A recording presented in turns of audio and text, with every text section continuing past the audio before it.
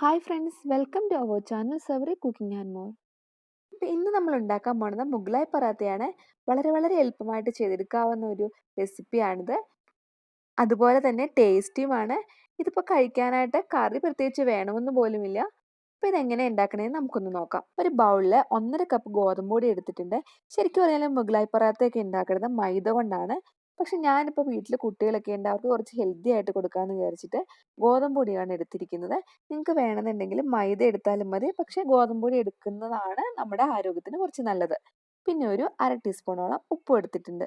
ഇനി നമ്മൾ സാധാരണ ചപ്പാത്തിക്ക് കുഴയ്ക്കുന്നത് പോലെ നന്നായിട്ട് കൈ ഉപയോഗിച്ച് കുഴച്ചെടുക്കണം.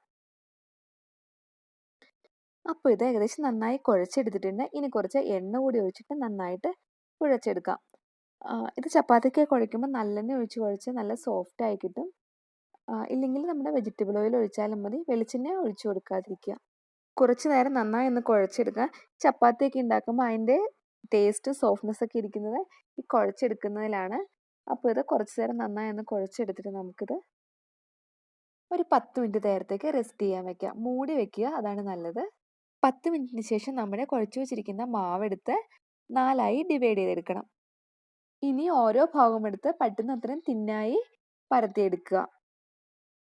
പരത്തിയെടുക്കുമ്പോൾ ശ്രദ്ധിക്കുക, പറ്റുമെങ്കിലൊന്ന് ചതുരാകൃതിയിൽ പരത്തിയെടുത്തോളൂ. ഓൾമോസ്റ്റ് ഒരു റെക്റ്റാങ്കുലർ ഷേപ്പിൽ പരത്തിയെടുത്തിട്ടുണ്ട്. ഇനി നമുക്ക് ഇതിനകത്ത് വെക്കാനുള്ള ഫില്ലിങ്സ് ഉണ്ടാക്കിയെടുക്കാം.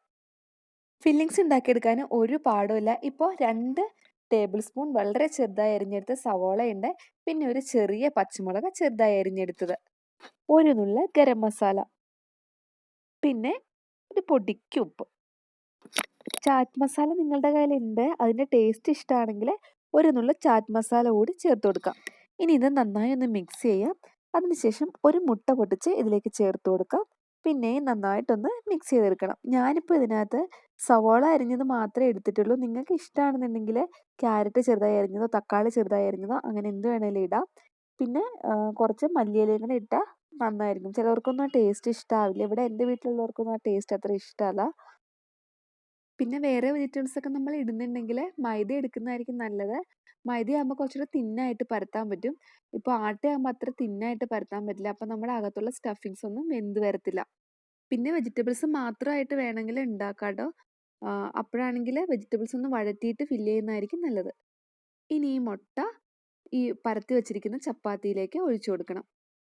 ഒഴിച്ചു കൊടുത്തതിന് ശേഷം പതുക്കെ ഇത് 4 സൈഡും മടക്കിയെടുക്കണം. മുട്ടയും സവോളയൊക്കെ മിക്സ് ചെയ്ത് ഉടനെ തന്നെ നമ്മൾ ചപ്പാത്തിയിലേക്ക് ഒഴിക്കാൻ ശ്രദ്ധിക്കുക. ഇല്ലെങ്കിൽ ചിലപ്പോൾ ഇരുന്ന് കഴിഞ്ഞാൽ ചിലപ്പം വെള്ളം ഊറിയിട്ട് ഇതിലേക്ക് ഒഴിക്കുമ്പോൾ ഇങ്ങനെ പടർന്നു വരാൻ സാധ്യതയുണ്ട്. അതുകൊണ്ട് പെട്ടെന്ന് തന്നെ ഒഴിക്കാൻ ശ്രദ്ധിക്കുക. ഇനി ഇത് ചൂടായ എണ്ണയിലേക്കിട്ട് വറുത്തെടുക്കാം. ലോ ഫ്ലെയിമിലിട്ട് വറുക്കാൻ ശ്രദ്ധിക്കുക, അല്ലെങ്കിൽ ചിലപ്പോൾ ഇതിൻ്റെ അകത്തുള്ള സ്റ്റഫിങ്സ് ഒന്നും വേവത്തില്ല. മുട്ടയൊക്കെ ചിലപ്പോൾ വേവാതെ അങ്ങനെ തന്നെ ഇരിക്കും. ഒന്ന് മറിച്ചിട്ട് കൊടുക്കാം. മറിച്ചിടാൻ ഇച്ചിരി വലിയ സ്പൂൺ എടുത്തോളൂ കേട്ടോ. ഞാൻ ഈ കൊച്ചു സ്പൂണിൽ മറിച്ചിടാൻ ശ്രമിച്ചിട്ട് എൻ്റെ കയ്യിൽ എണ്ണ തെറിച്ചിട്ടുണ്ട്. നിങ്ങൾ എടുക്കുമ്പോൾ എന്തായാലും കുറച്ച് വലിയ സ്പൂൺ എടുത്തോ. നമ്മുടെ ആദ്യത്തെ മുഗളായി പറാത്ത ഫ്രൈ ആയി കിട്ടിയിട്ടുണ്ട്. ഇനി നമുക്ക് മറ്റുള്ളത് കൂടി ഇതുപോലെ പരത്തി ഫ്രൈ ചെയ്തെടുക്കാം. അവസാനത്തത് കൂടെ ഫ്രൈ ചെയ്തെടുത്തിട്ടുണ്ട്. ഇത് ചൂടോടെ കൂടി തന്നെ നമുക്ക് കഴിക്കാം. വളരെ വളരെ ഈസിയും ടേസ്റ്റിയുമായിട്ടുള്ള നമ്മുടെ മുഗളായി പറാത്ത റെഡി ആയിട്ടുണ്ട്. എല്ലാവരും ട്രൈ ചെയ്ത് നോക്കണം. ഇഷ്ടമാകുവാണെങ്കിൽ ലൈക്ക് ചെയ്യാനും ഷെയർ ചെയ്യാനും മറക്കരുത്. താങ്ക്